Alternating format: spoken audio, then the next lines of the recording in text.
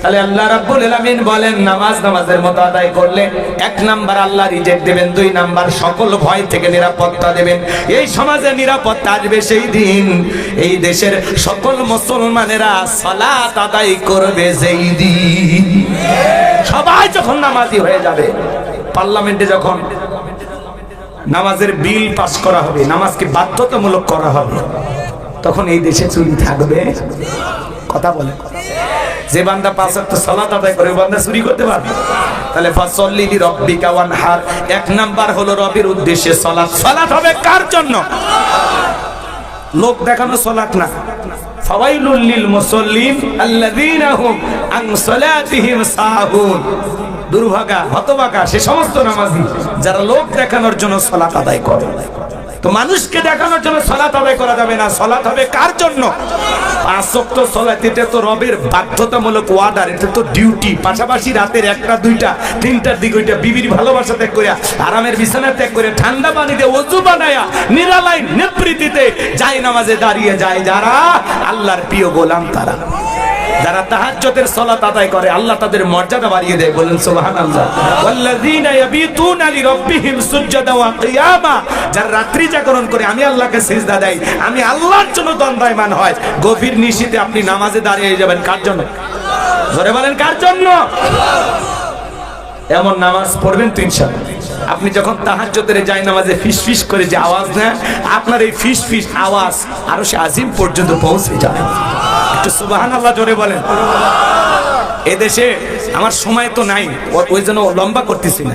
এদেশে নামাজি আছে 5 রকমের, 5 ধরনের নামাজি পাওয়া যায়।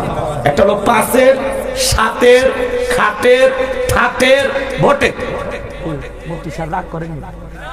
মানে আমি আবার এদিক ওদিক হাত নাড়াচাড়া না করলে ওয়াজ করে শান্তি পাই না। রাগ করেন নাকি আপনারা? 5-এর, 7-এর, ঠাটের, খাটের, ভোটের। বুঝলেন না তো? বুঝিয়ে বলবো, শোনেন। নিয়মিত যারা 5 ওয়াক্ত সালাত আদায় করে তারা খাঁটি মুসলমান, নির্ভেজাল মুমিন। তার মানে নিয়মিত যারা 5 ওয়াক্ত সালাত আদায় করে এরা হলো 5-এর মুসল্লি। নিয়মিত 5 ওয়াক্ত সালাত আল্লাহকে খুশি করার জন্য আজ থেকে কারা কারা আদায় করবে হাত তুলে দেন। আল্লাহ আমাদের সবাইকে 5 ওয়াক্ত নামাজি বানায় দেন। জোরে বলেন আমিন। আরেকটু জোরে বলেন আমিন। আজ থেকে জামাতের সহিত 5 ওয়াক্ত সালাত আদায় করব তো ইনশাআল্লাহ। হাত নামান, এদিক খেয়াল করেন। 7 দিন পরে পরে জুমার সালাত আদায় করে যারা, লাইফ সাপোর্টে বেঁচে থাকা মুসলমান। তারা কোন সাপোর্টে? শোনেন, 7 দিন পরে জুমার নামাজ পড়বে যা, মসজিদে টাইসে ধুলে পড়ে আছে, কয় হুজুর এই যে ধুলে বেতনটা না হালাল করেন, খাচ্ছেন আর বলের মতো মোটা হচ্ছেন।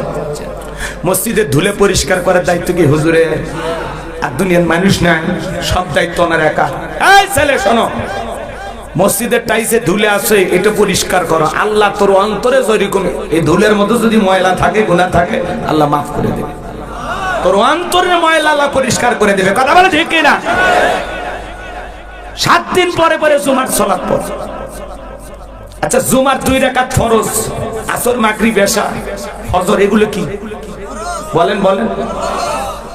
এগুলো দরকার নাই।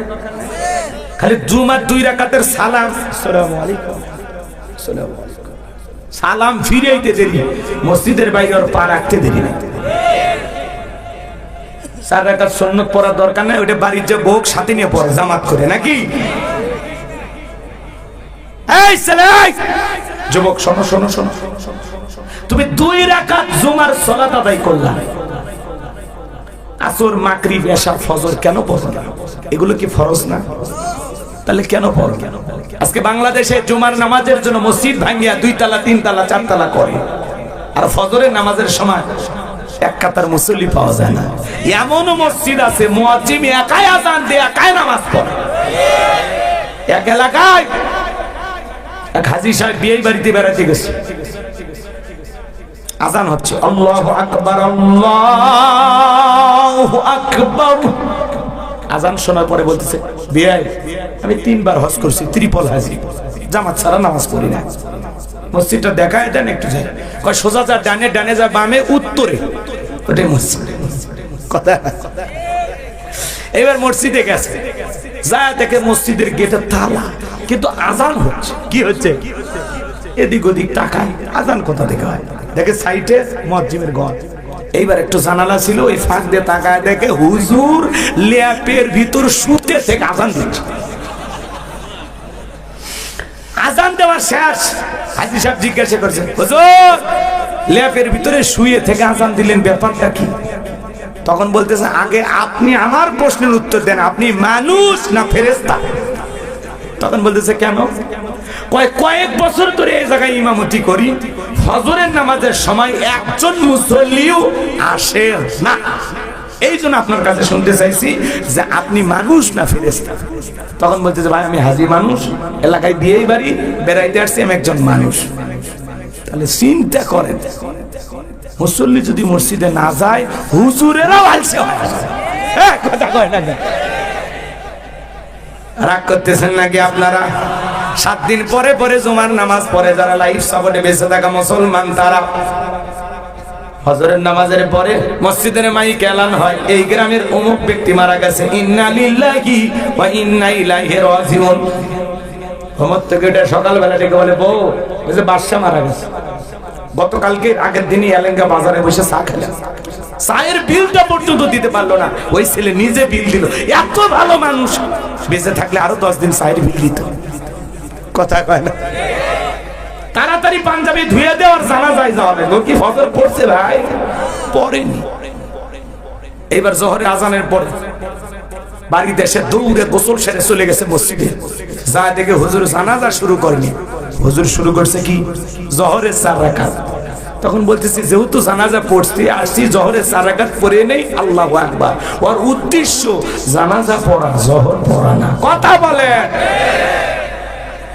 হুজুর যখন লাশটা সামনে রেখে বলে, ভাই কুল্লু নাফসিন যায়িকাতুল মাউত, প্রত্যেক প্রাণীকে মৃত্যুর স্বাদ গ্রহণ করা লাগবে, দুনিয়া চিরকাল থাকার জায়গা না। আপনার দাদা ছিল নাই, বাবা ছিল নাই, আপনিও থাকবেন না, আপনার স্ত্রীর গর্ভে সন্তানটাও থাকবে না। বলে ঠিক ঠিক ঠিক হুজুর। হুজুরের ওয়াজ শুনে আফসোসে মানে এমন হেদায়েত ওই জায়গায় হয়, মনে হয় আজকের পর থেকে আর মসজিদ ছাড়বি না। কথা কন না আপনার, মানে এমন আফসোস অনুশোচনা। কিন্তু ভাই লাশটা কবরে রাখার পরে বাড়িতে এসে টুপি খুলে বিড়িতে একটা টান দিয়ে সব উড়ে আসমানে চলে গেছে। ও আর আসরে আসেনি। কথা কন। হুজুর এতই বুঝালো, ভাই আজকে এই ব্যক্তির জানাজা, কালকে আপনার, পরশু আমার, প্রত্যেকটা মৃত্যু থেকে আপনাকে আমাকে শিক্ষা গ্রহণ করে দেয়। হঠাৎ করে চলে যেতে হবে, দুনিয়া থাকার জায়গা না। কথা কয় না? তো গান গজল শোনেন শোনেন না, কয় আমার মরণ আসিবে কখন, কেউ তো জানে না। তার মানে মৃত্যুর সময়টা নির্ধারিত, কিন্তু এই SMS-টা আমরা জানি না, কিন্তু মাওলার কাছে এটা নির্ধারিত। কথা কয় না? বাজেট করা আছে, তো ওই দিকে যাবো না, কষ্ট হয় নাকি? এটা ইমামকে বুঝাইতে গিয়ে আপনাদের এই কথাটা বললাম। তাহলে মানুষ মারা গেলে জানাজার নামাজ পড়ে যারা, খাতের মুসল্লি তারা, এরা খালি জানাজা পড়ে কিন্তু বাকি নামাজ পড়ে না। কথা কন। একজন গল্প করে, ভাই মৃত্যুর ভয় আমার এত গলে যায়, মৃত্যুর ভয়ে আমি মসজিদে যাই না। কে? কত মসজিদের ঢুকতে খাটিয়া, এই লাশ বাহনে খাটিয়াটা দেখে মৃত্যুর এত ভয় লাগে ভাই, আমি এই ভয়ে মসজিদে যাই। তাহলে বলেন তো এটা কি প্রকৃত মৃত্যুর ভয়? এটা প্রকৃত মৃত্যুর ভয় না। তাহলে ভালো করে বোঝেন, 2 ঈদের নামাজ পড়ে যারা, ঠাটের মুসল্লি তারা, রোজা নাই, তারাবি নাই, কিন্তু নতুন পোশাক টাঙ্গাই নিউ মার্কেট থেকে কিনছে, কিনে মানে স্ত্রী বলতেছে, সোনা দেখো তো পাঞ্জাবিটা পরে আমার কেমন লাগতেছে। কয় তুমি আমার গরিবের সাকিব খান, খুব সুন্দর লাগতেছে, চমৎকার দেখাচ্ছে। কথা কয় না? নতুন পাঞ্জাবি লাগাইয়া মাঠে ঈদের নামাজ পড়িয়া হুজুর বলতেছে, হুজুর আসেন কোলাকুলি। মাঝে মাঝে এমন লোক কোলাকুলি করতে আসে ভাই, কি বলবো, বিশাল বড় ভরি, কমপক্ষে 26 মাস। কথা কয় না? ইয়া বড় একটা ভরি নিয়ে মানুষ কোলাকুলি করতে আসছে আমার সাথে একবার।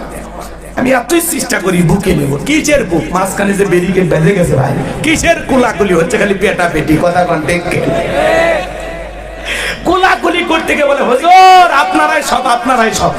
হুজুর এখন কানে কানে বলে, ভাই রোজা কয়টা, 29টা না 30টা? কয় হুজুর ব্যবসায়িক চাপে একটা রোজাও রাখিনি, তারাবি পড়িনি, কিন্তু ইফতার খাওয়া মিস করিনি। আমি খাসি হিন্দুদেরকে ডেকে ইফতারি খেলেছি হুজুর, আমার মনে এত বড়। এই কথা কয় না কেন? এরকম মুসলমান নাই? তাহলে দুই ঈদের নতুন পোশাক, নতুন পাঞ্জাবি, টুপি লাগাইয়া হাজির হয় যারা, ঠাটের মুসল্লি তারা। কথা কন। আর নির্বাচনের আগে মাথায় টুপি, মুখে দাড়ি, গায়ে লম্বা পাঞ্জাবি নিয়ে হাজির হয় যারা, ভোটের নামাজি তারা। আজান হওয়ার সময় মাইক বন্ধ, ভাইরা আমার আমি মুসলিম নেতা। কথা কন। এক এক নেতা দেখবেন নির্বাচনের আগে এখন সেই প্রতিশ্রুতি দিবে, 152টা তালিকা, পরে একটাও করবি না, একটাও না, একটাও। ওই যে ওনারা বলেছিল ঘরে ঘরে চাকরি, ঘরে ঘরে চাকরি দেখ আর না দেখ, ঘরে ঘরে হয় লাশ আর না ঘরে ঘরে মিথ্যা মামলা পৌঁছে দিচ্ছে। কথা কর না, ঠিক আছে না? নাই, ওনারা কথা রাখছে, ঘরে ঘরে কিছু একটা দিছে। তো অনেক নেতা দেখবেন, ভাইয়ের আমার আগামীতে যদি এই টাঙ্গাইলের নেতা হিসাবে আমাকে নির্বাচিত করে, আমি ঘরে ঘরে গ্যাস দেব, বিদ্যুৎ দেব, উন্নয়নের জোয়ারে ভাসিয়ে যমুনার নদীতে ডুবিয়ে মারবো ইনশাআল্লাহ। সরি ভুল হয়ে গেছে। কথা বোঝেননি?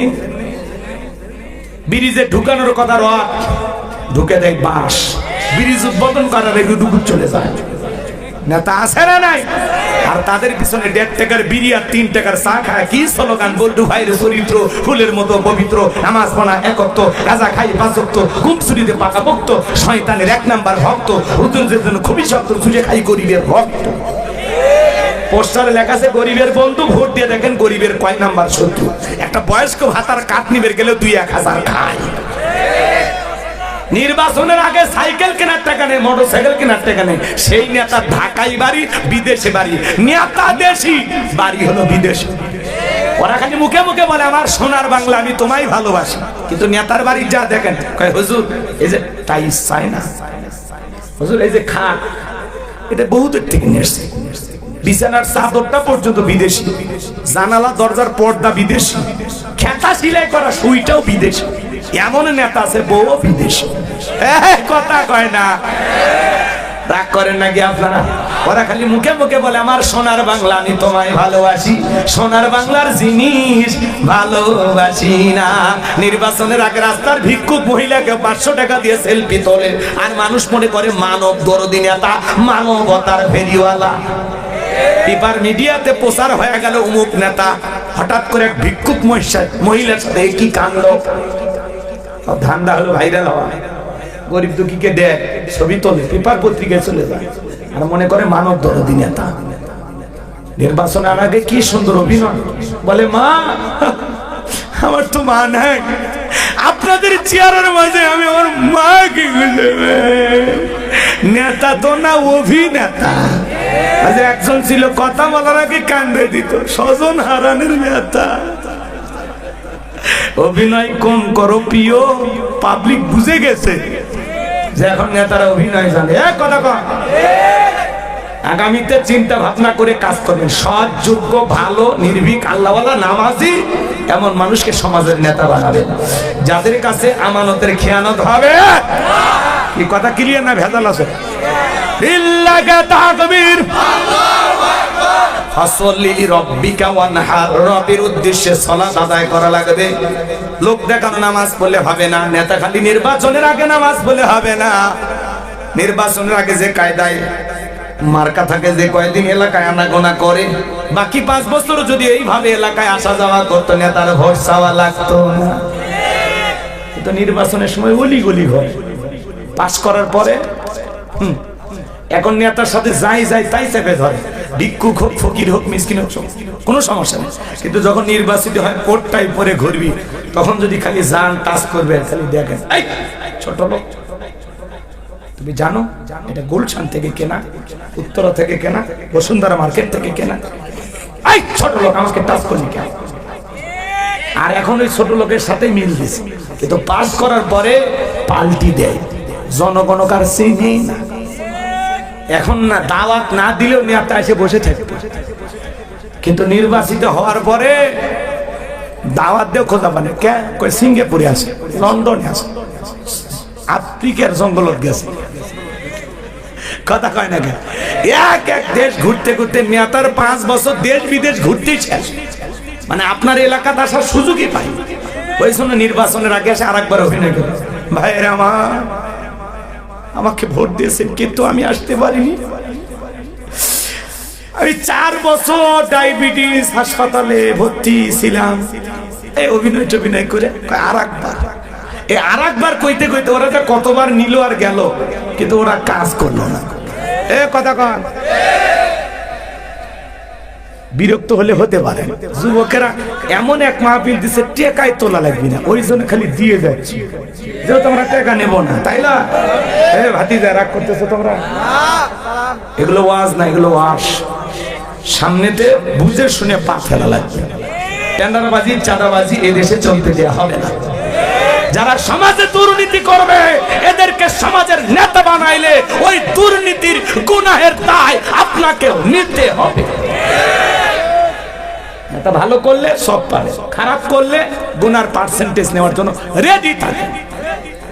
এই কথা কন, ঠিক আছে? তাহলে ওই 5 ধরনের নামাজির কথা বুঝতে পারছেন তো এইবার? তাহলে ওর মধ্যে আমরা কি আছি? 1 নম্বরের মধ্যে আছি, ঠিক আছে তো ইনশাআল্লাহ। এইবার 2 নাম্বার ওয়ানহার। ওয়ানহার মানে কুরবানি করা, নিজের আমিত্বকে কুরবানি করা, অহংকারকে কুরবানি করা, নিজের ভিতরে থাকা পশু সুলভ আচরণকে কুরবানি করা, দেশের জন্য শহীদ আবু সাঈদের মতো কুরবানি হওয়া, মুগ্ধের মতো কুরবানি হওয়া, নিজের জানমাল সবটুকু কুরবানি করতে হবে কার কাছে? জোরে বলেন কার জন্য? ওয়ানহার মানে কুরবানি করা, খালি গরু ছাগল জবাই করার নাম কুরবানি না। 7 জন একটা গরু ভাগে কেনে, 4 জন দড়ি ধরে টানে, পিছন থেকে 3 জন ঠেলে, এমন দুর্বল গরু, সেই গরুর উপরে বয়স্ক ভাতা ওয়াজিব, শরীরের সব হাত দেখা যায়, এমন দুর্বল গরু জবাই করলে হবে না। কুরবানি স্থান পর্যন্ত হাঁটে যাওয়ার শক্তি নাই। হুজুর বলে এটা জবাই করেন না ভাই। কয় হুজুর উপরে হাত দেখে গেলে ভিতরে গোশত সেট করা আছে, এমন গরু জবাই করবেন, এখান থেকে টান দিবেন, বিশ্ব রোডে চলে যাবি, আবার ছেড়ে দিবেন, আপনার ঘরে চলে আসবি, স্প্রিং করে গোশত চাবিয়ে খাওয়ার কোনো উপায় নেই। এই শুনো বাজান, এইরকম গাবি জবাই করলে হবে না। আল্লাহ বলেন তাসরুন নাদিরিন, চমৎকার একটা গাবি জবাই করতে হবে, হুষ্টপুষ্ট, দেখতে সুন্দর। কথা বলেন ঠিক না? কুরবানির ওয়াজ আপনাদের মসজিদের ইমাম করবে, আমি করব না। শুধুমাত্র 3টা জিনিস আপনাদেরকে বলে যায়, যারা কুরবানি দেবেন 1 নাম্বার নিয়ত সহি, কুরবানি আল্লাহর জন্য। ইন্নামাল আমালু বিন্নিয়াত, প্রত্যেকটা কাজ নিয়তের উপরেই নির্ভরশীল। অনেকে বলে ছেলে মেয়ের জন্যই কুরবানি দেওয়া লাগবে, হুজুর না হলে মানুষের বস্তু দিকে তাকায়, এই লজ্জা। আমি আমার বাচ্চাদের কষ্ট সহ্য হয় না, অর্থাৎ কিস্তি তুলে হলেও আমি দেব। কিস্তি তুলে টাকা দিলে কুরবানি অবশ্যই মুফতি সাহেব হবে না? হবে না। কথা কন, হুজুর ফতোয়া দিয়েছে হবে না। শোনেন শোনেন শোনেন, আপনি কুরবানি দেবেন আল্লাহর জন্য। জবাই করার পরে ছেলে মেয়ে খাবে, আত্মীয় স্বজন খাবে, গরিব দুঃখী সবাইকে দিয়ে তো খাবে। কুরবানি করা মানে কি? ত্যাগ করা, উৎসর্গ করা, স্যাক্রিফাইস করা, বিলিয়ে দেয়া, বন্টন করা। ভোগের নাম কুরবানি নয়, ত্যাগের নাম হলো কুরবানি। অন্যের মুখে হাসি ফুটানোর নাম হলো কুরবানি। কথা বলেন ঠিক না? 2 নাম্বার, সুদের টাকা, ঘুষের টাকা, হারাম টাকা দিয়ে কুরবানি দিলে হবে না। আল্লাহ পবিত্র, তিনি পবিত্র বস্তুকে ভালোবাসেন। হালাল উপার্জনের টাকা দিয়ে কুরবানি দিতে হবে। 3 নাম্বার, ফাসাল্লি লিরাব্বিকা ওয়ানহার, সালাত আদায় করো রবের জন্য, কুরবানিও করো রবের জন্য। আগে নামাজ পড়ো, তারপরে কুরবানি করো। এই 3টা যদি আপনাদের ভিতরে থাকে, সহি নিয়ত, টাকা হালাল, নামাজি হয়ে কুরবানি দিচ্ছেন। আপনি যদি 20,000 টাকার একটা ছাগলও দেন, 10,000 টাকার একটা ভেড়াও দেন, ওই ছাগল ভেড়া রক্ত জমিনে পড়ার আগে আরশের মালিক আল্লাহর কাছে কবুল হয়ে যাবে। বলুন সুবহানাল্লাহ। আল্লাহ বলেন ওয়ালা কি ইয়ানালুহু তাকওয়া মিনকুম। আল্লাহ বলে কয় লাখ টাকার গরু দিলে ওইটা দেখি না, আমি দেখি তোর অন্তর, তোর অন্তরে তাকওয়া দেখি। আপনার আমার অন্তরে যেটা আছে আল্লাহ সেটাকেই কবুল করবেন। কথা বলে ঠিক না?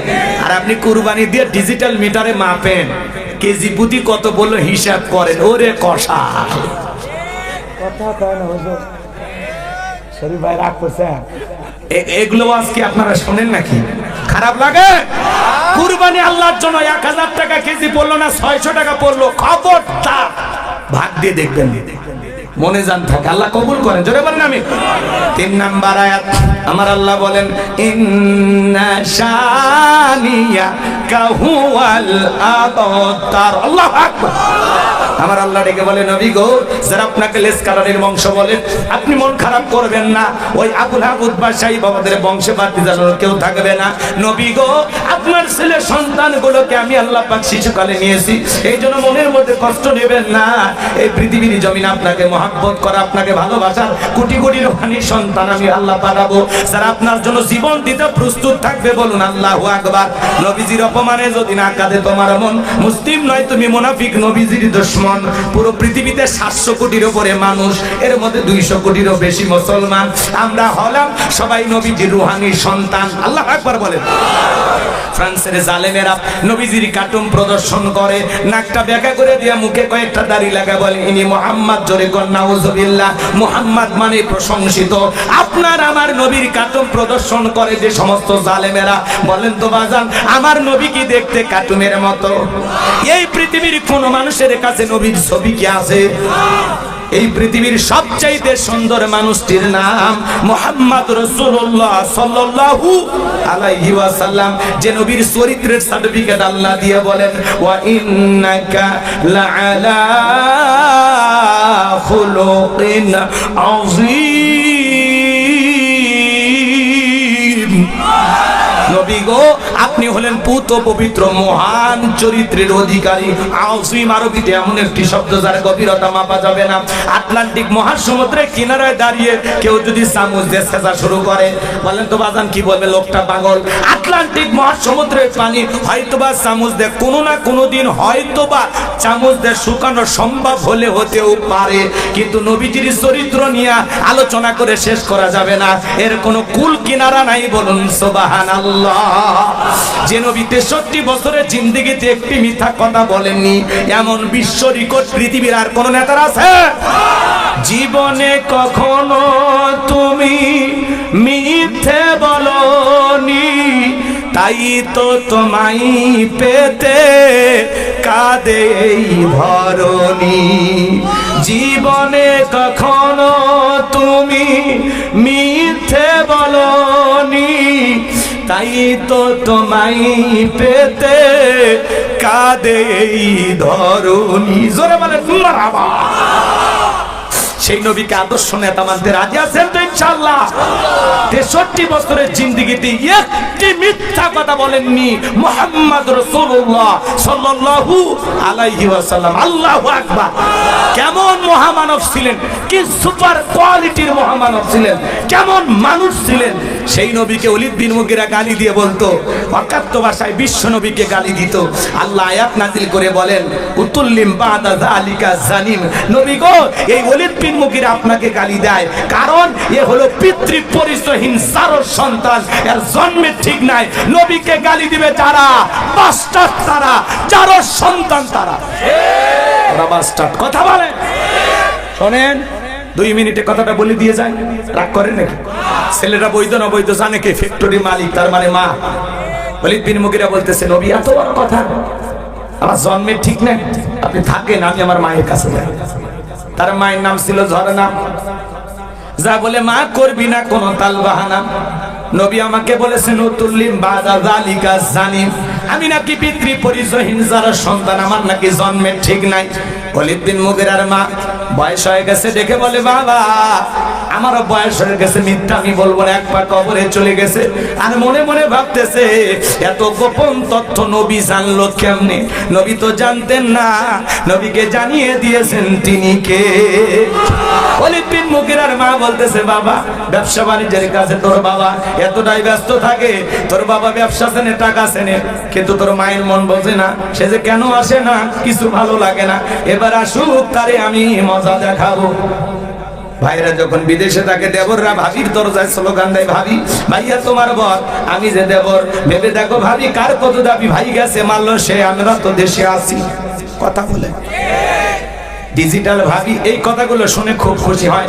এমনও দুষ্ট দেবর আছে মাঝে মাঝে ভাবির ঘরে ঢুকে বলে ভাবি আপনার চেহারার দিকে তাকাইলে মনে হয় না যে আপনার বিয়ে হয়েছে, আপনি যে 2 বাচ্চার মা, বোঝাই যায় না।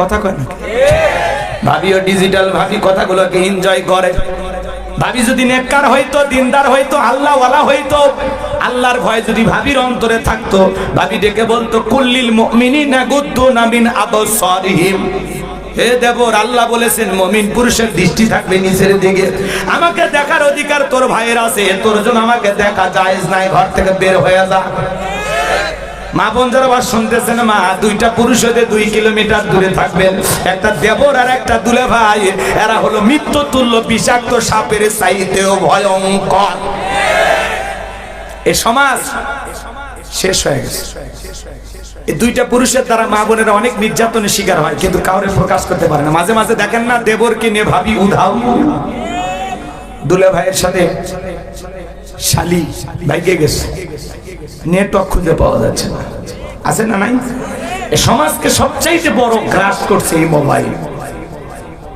এই মোবাইলের ওজন কম কিন্তু মোবাইলের মাধ্যমে পাপের ওজনটা অনেক বেশি হাতে হাতে মোবাইল হাতে হাতে গুনাহ কথা বলেন রাতের আধারে দরজা লাগায়া একা একা কম্বলের ভিতরে ল্যাপের ভিতরে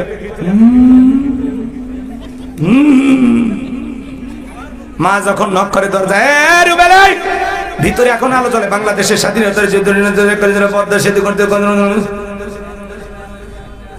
পড়ার ভান করে যখন মা চলে যায় আবারও মোবাইলে অনলাইনে ফ্রি ফায়ার পাবজি বাবজি সাসাজি অনলাইনে জুয়া এই সমাজকে ধ্বংস করে দিছে ইয়াবা আসক্ত কথা বলে না কেন আপনাদের এলাকার ছেলেরা ভালো এরা ইয়াবা খায় না এরা শরবত খায় এলাকায় নেশা করে অভাব নাই একটা সন্তান যদি নেশা করে ওর পরিবারকে ধ্বংস করে দেয় কথা বলেন নেশা দ্রব্য করো না বাবা শরাব পান করো না মোয়া দেওয়া বা ফেন্সিডিল গাঁজা মাল এগুলো খাইও না এগুলো মাতলামি করো না আল্লাহ যেন যুব সমাজকে হেদায়েত দান করে যেই মুখে মা সেই মুখে মাদক তোলা যাবে মাদককে না বলুন আল্লাহ যেন যুব সমাজকে হেদায়েত দান করেন জোরে বলেন আমি শুনেন শুনেন শেষ কথাগুলো বলে দিয়েছে খারাপ লাগে দোয়ার দিকে গেলে ভালো হয় ওর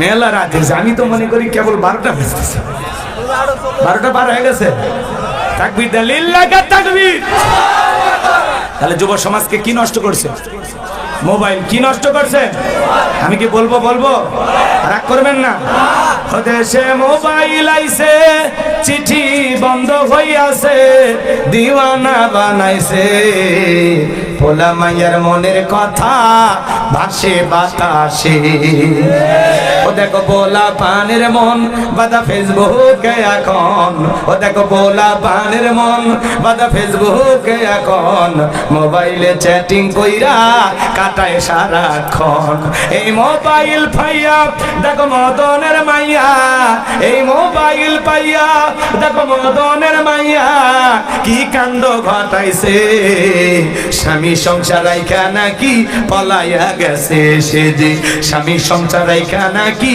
পালাইয়া গেছে 2 বাচ্চার মা 4 বাচ্চার মা পরকীয়া প্রেম করে আরেকটা ছেলের হাত ধরে পালিয়ে যায় যে নারী স্বামী রেখে সন্তান রেখে আরেকটা ছেলের হাত ধরে পালিয়ে যায় ওটা হলো নারী জাতির কলঙ্ক ওটা পাশানি ডাইনি বিশ্বাসঘাতক নারী কেমনে পারলা বোন ও মা তুমি কেমনে পারলা তোমার স্বামী রাইখা সন্তান রাইখা আরেকটা ছেলের হাত ধরতে কেমনে পারলা আমার স্বামী খারাপ এই মহিলা তোমার স্বামী কি ফেরাউনের চাইতে খারাপ কয়টা স্বামীর সংসার করেছো বিয়ের আগে সবাই মিষ্টি মিষ্টি কথা বলে বিয়ের পরে টের পাবে 3 মাসে আসল রূপ বের হয়ে আসবে ধৈর্য নিয়ে সংসার করতে হয় বেশি জেদ রাগ কোপ নারীকে ধ্বংস করে এই কথা কন না আপনারা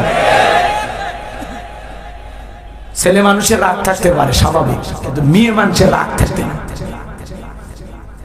তুমি রাগ দেখায় আর স্বামীর সংসার ছেড়ে কই যাইবা আর একটা ছেলের কাছে ও যে তোমার কে দিছে এই আবুলের মা কথা বুঝলা না বুঝবা যার সাথে প্রীতি কইরা স্বামীকে ডিভোর্স দিয়া 2-3টা বাচ্চা রাইখা ওর বাড়িতে গেলা না যায় দেখবে তালা তালা কথা কন এই যে পেপার মিডিয়াতে আপনারা না মাঝে মাঝে দেখেন না বিবাহের দাবিতে